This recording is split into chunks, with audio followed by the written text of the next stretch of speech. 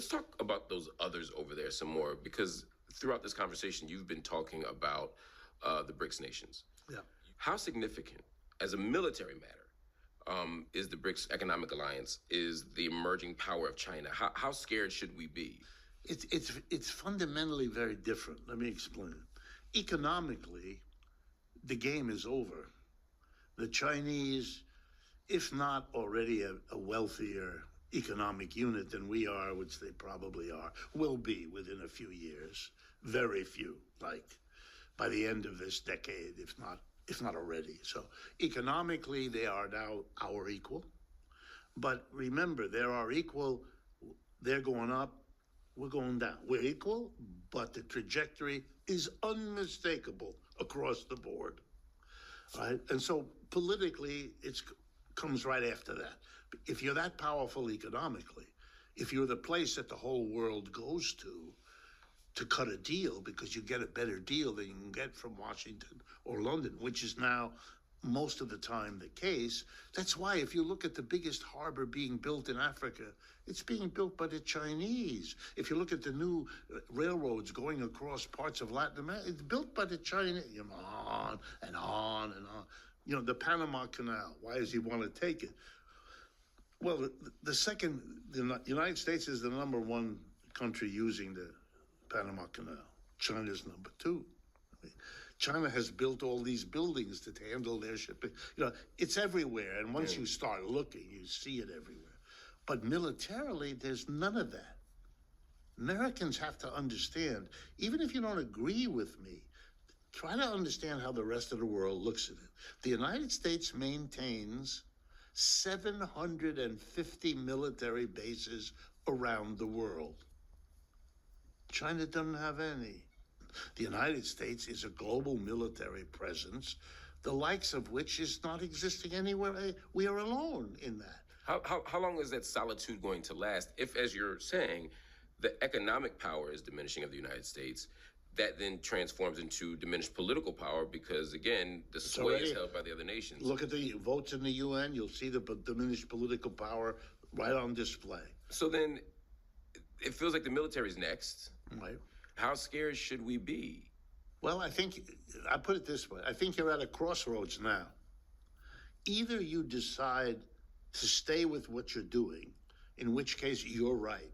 They will, even if they, in their minds, think it's defensive, who cares? They will develop a military capability because that will be their only safety for them. Forget whether you agree with them or not. It's not the issue. But there's an alternative. The alternative is you sit down and you say to your adversary, we both got to live on this planet. Can we work out a deal where we give each other the room to function, to live? Because if we threaten each other, what's the end game of this? We spend a fortune fighting. If we ever slip and make a nuclear war, it's over anyway. So that's a dead end. Why don't we try that? It's a better shot. Right now, we're still in a moment of shock and disbelief as a global community about the last White House meeting between Trump, his Vice President J.D. Vance, and Ukrainian President Vladimir Zelensky at the Oval Office last week.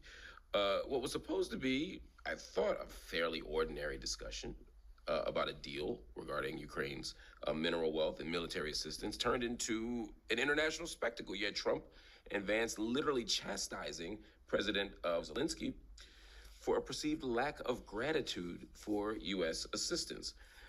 At some point, it went from a meeting to a shouting match in many respects.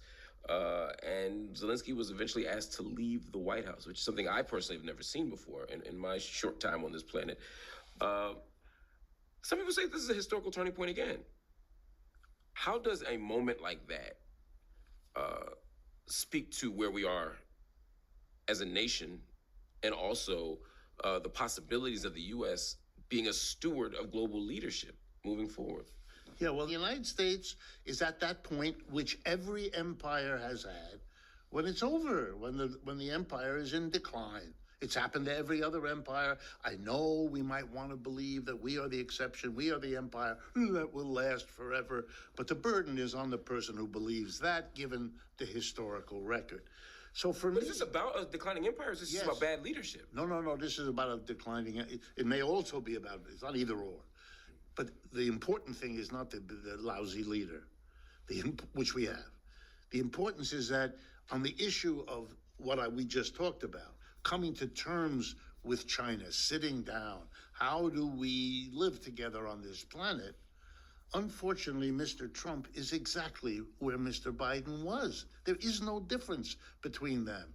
The pivot to China, which, by the way, was initiated in those words by Mr. Obama as president, has been followed by everybody since.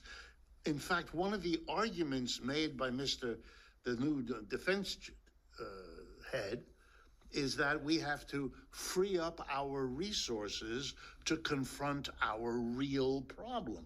You're going to see that coming from the Trump administration now more and more as they disengage from Ukraine, a lost cause. But that's not a situation that would be replicated by Biden or Obama, would you say? I mean, No, Biden wanted to fight the Russians. right. Trump says, wrong enemy, and you're losing. We don't want to do that. We don't want to send American troops over there because that wouldn't fly at home. So that's a dead end. We can't do that. Is Trump right? Absolutely. What's he going to do?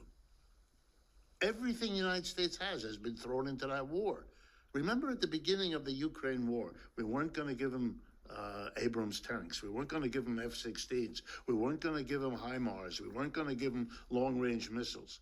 Everything that we said, President Biden said, was unturned. We gave them because they were losing. They needed more and more. He wants still more. He wants nuclear. There's no end for. He's losing his country. About a quarter of it are gone already. The Russians occupy it, and they keep moving westward. It's a losing proposition. It's as if the whole 20th century, when I was growing up, I'm a creature of the 20th century, at least the second half of it, everything was told to us in terms of the Cold War. Capitalism, democracy, over here, communism, socialism, over there. That was the great struggle. What happened? All gone? What? Now we're talking Russia, China, we're talking countries, which we used to do before the struggle became socialism and communism. So for me, I think all Mr. Trump is doing is saying, okay, we are now in a world of big powers, Russia, China, US, Europe, but the Europeans are disunified. They're not doing anything. They're not inventing anything. They're fading out of the story. It's really sad for the European. But we're here, and the Chinese are the big one coming up. I mean, let's remember, America's population, keep perspective, America's population is 4.5% of this world. China and the BRICS together is 50-60% of the world. It's not close. You say that Trump is doing what whoever had become president would have had to do sooner or later. This may be the most generous quote toward Donald Trump that you've ever given. Why? I'm going to assume that Mr. Biden was a rational leader and that Kamala Harris likewise. I'm assuming that. They would have seen that there are three ways things can go in Ukraine.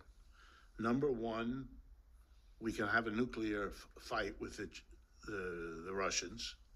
I want to remind everyone, because Americans don't like to face this. Most of the world believes, and that's all I can say, therefore I believe it too, that the largest nuclear Armageddon force in the world is the Russians. Bigger than the Chinese and bigger than ours. Number two, a conventional war. That would mean hundreds of thousands of American troops would have to be shipped over there and fight against the Russians. The record historically is not real good. Napoleon invaded Russia, was real sorry.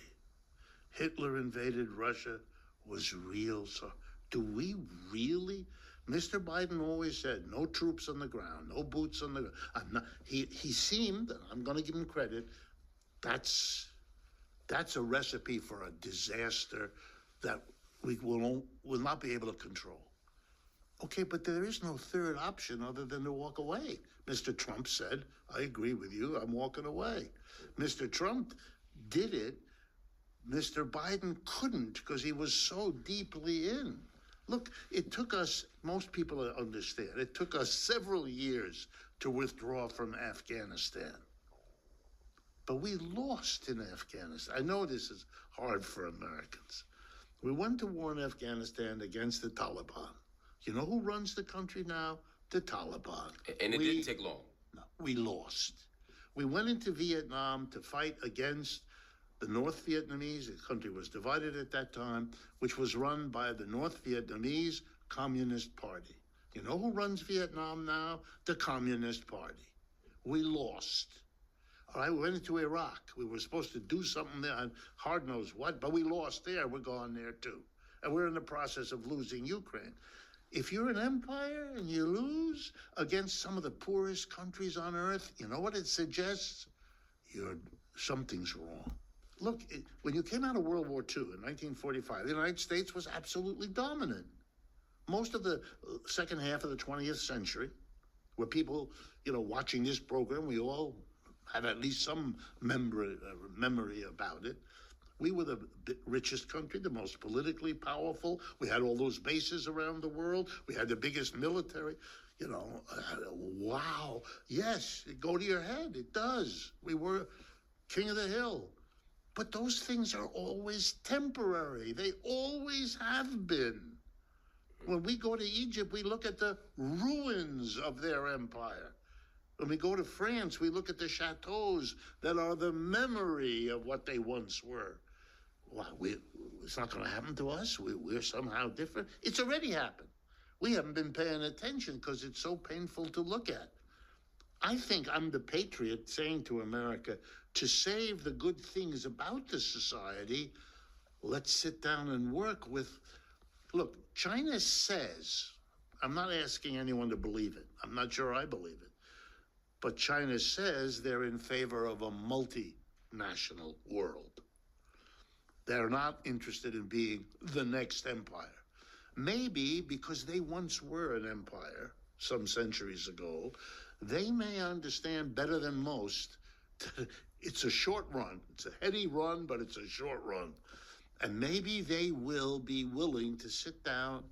And then the United States has a really good deal because right after China, it's us. We still are rich and powerful as a nation. Just moving in the wrong direction. That's right. So maybe the best move is to sit down with the up-and-comers and work something out. We'll see. Richard Wolff, thank you so much for joining me on Upfront.